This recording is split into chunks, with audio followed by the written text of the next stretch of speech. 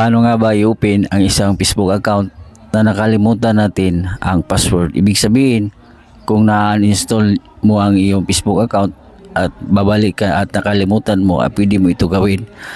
At pwede mo ito gawin doon sa Messenger account kung saan nakasign in pa rin ang iyong Facebook account. So maganda to kaibigan sa mga Facebook account na nahack o kaya hindi na sila makabalik pero may access pa rin sila sa Messenger. Interesado ka kaibigan, pwede mo kong i-follow at i-subscribe. So tara, let's go. Okay, i-open mo lang ang iyong Messenger account. Itap itong 3 lines sa ibaba ng Messenger. Tap mo lang itong gear icon settings. Scroll up. Tap mo lang itong Meta Account Center. So itap mo lang itong password and security.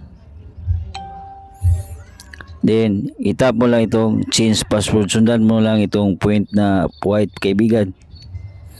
Then itap mo yung Facebook account mo.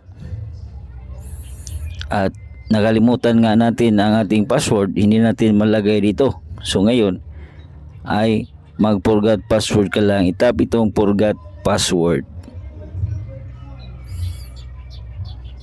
At dito mamimili tayo kung saan i-send ni Facebook ang code para mabago natin ang password para makasign na tayo sa Facebook.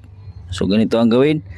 Itap mo lang itong send code via WhatsApp or send code via Facebook notification or send code via SMS.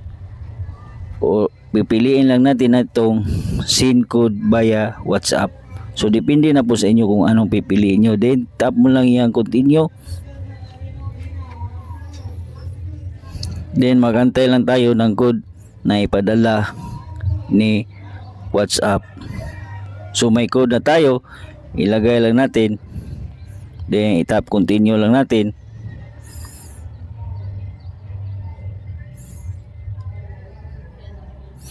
Then dito gagawa na tayo ng bagong password. So make sure kaibigan sa paggawa ng password ay hindi mo talaga makalimutan pag isusulat mo doon sa papel o kaya isulat mo doon sa mga mahalagang dokumento, kasi nga pag sa isip lang pwede makalimot tayo dahil saka iinom natin ang kape. So char.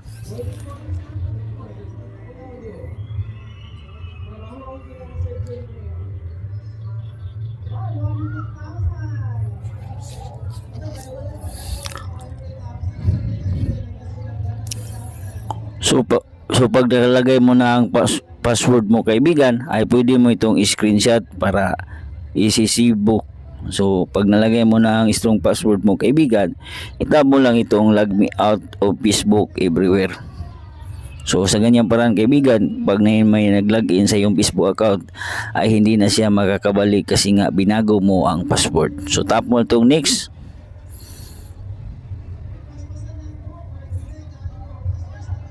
At yan, goals na yan kaibigan. Nababago na natin ang password at yung password ng Facebook na ginagawa natin ay pwede na natin ilagay doon sa password na nakalimutan natin ang password ng ating Facebook account. So ganoon lang kaibigan, paki-comment naman kung anong tutorial ang isunod natin kaibigan para gawa natin ang video. Huwag kalimutan i-share natin video. Salamat!